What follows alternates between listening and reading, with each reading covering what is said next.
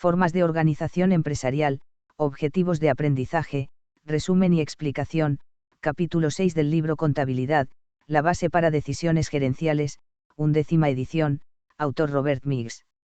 Buenos días distinguido público, para mí es un alto honor compartirles el tema Formas de organización empresarial, sus objetivos de aprendizaje, resumen y explicación, dada la importancia que tienen las empresas como el escenario donde se lleva a cabo la contabilidad, y el conocimiento de las diferentes formas de organización empresarial, es particularmente importante para los usuarios de la información financiera.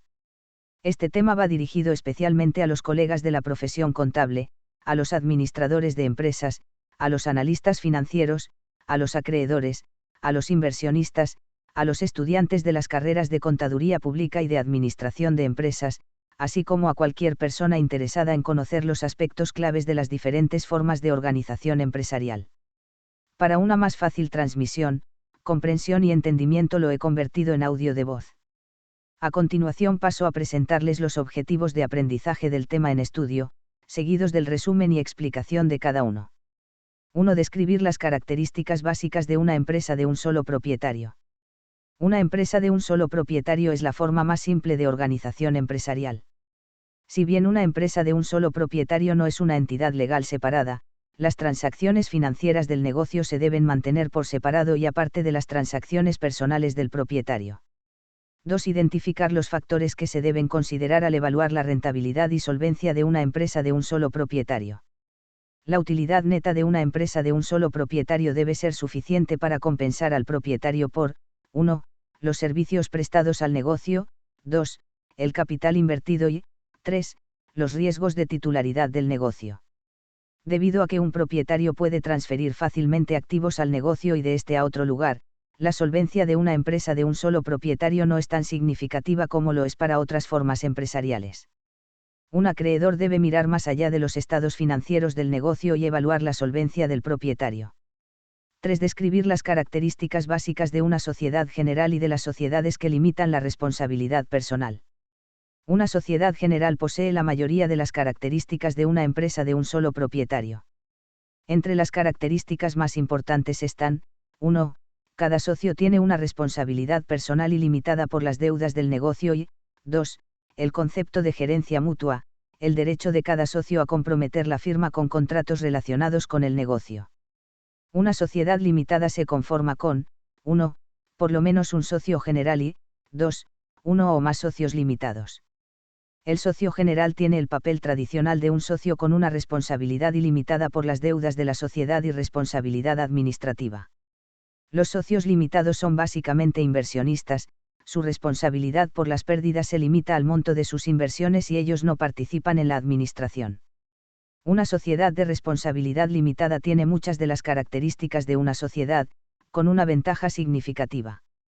En una sociedad de responsabilidad limitada no se hace distinción entre socios generales y limitados, todos los socios tienen una responsabilidad limitada y pueden participar en la administración de la firma.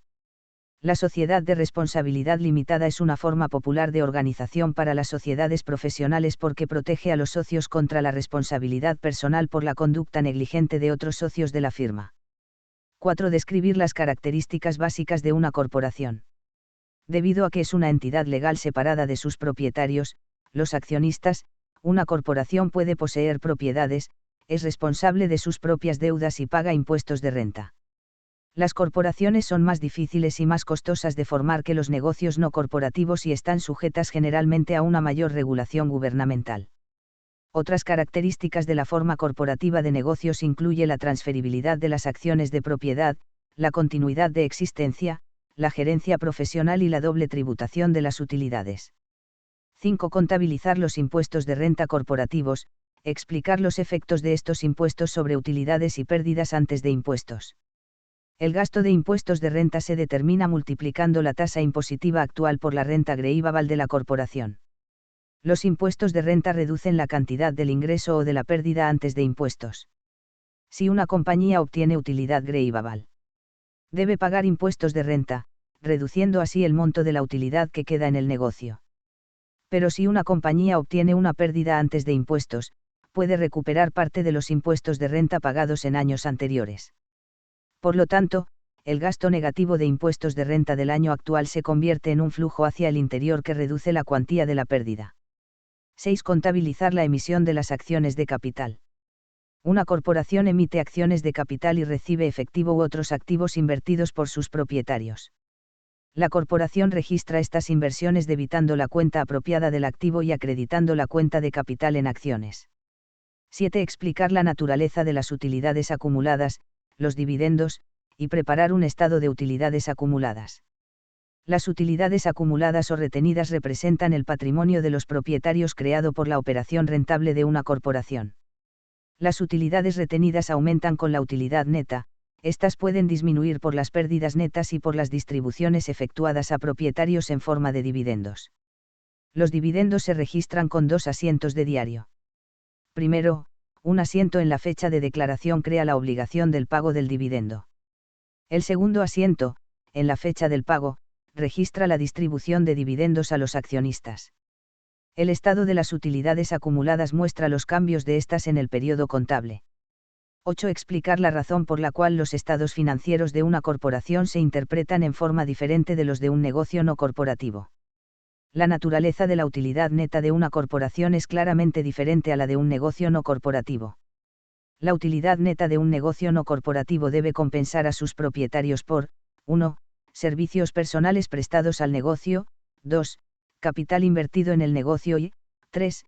Los riesgos de titularidad, que con frecuencia incluyen una responsabilidad personal ilimitada.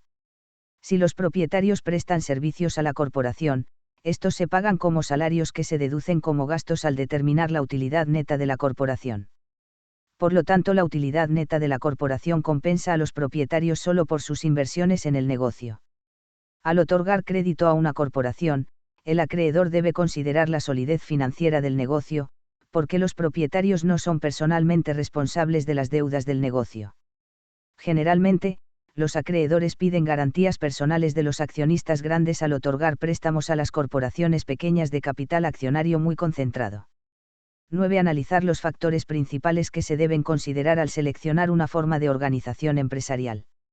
Entre los factores que se deben considerar está la responsabilidad personal de los propietarios por las deudas del negocio, la forma como las ganancias serán gravadas, los requisitos de capital del negocio, la necesidad de los propietarios en cuanto a la flexibilidad para acceder a los activos del negocio, la posibilidad de que todos los propietarios tengan autoridad gerencia, la necesidad de continuidad de AIS operaciones de negocios, y la facilidad de conformación de estos. 10. Distribuir la utilidad neta entre los socios. El contrato de sociedad debe especificar la forma como la utilidad o pérdida neta de la sociedad se debe asignar. Si el acuerdo no hace referencia a este asunto, los socios repartirán las utilidades y las pérdidas en partes iguales. Para reconocer diferencias en el valor de los servicios personales prestados por los socios, es común otorgar a cada socio un salario como un paso en la asignación de utilidades. Para compensar las diferencias en el monto del capital proporcionado, se puede permitir un interés sobre la cuenta de capital de cada socio. La utilidad restante, o pérdida, puede ser dividida entonces en una razón acordada. Tenga en mente que esos salarios e intereses no aparecen como gastos en el estado de resultados. Son apenas unos pasos en el cómputo para determinar la participación de la utilidad neta de la sociedad. Para mayores detalles del tema en estudio, les recomiendo obtener y estudiar el capítulo 6 del libro Contabilidad, la base para decisiones gerenciales, 11ª edición, autor Robert Miggs, cuyo libro está en PDF en Internet, descargable. Se despide de ustedes, muy cordialmente, el licenciado Luis Ernesto Encarnación, profesor del Departamento de Contaduría Pública de la Universidad Tecnológica de Santiago, UTESA.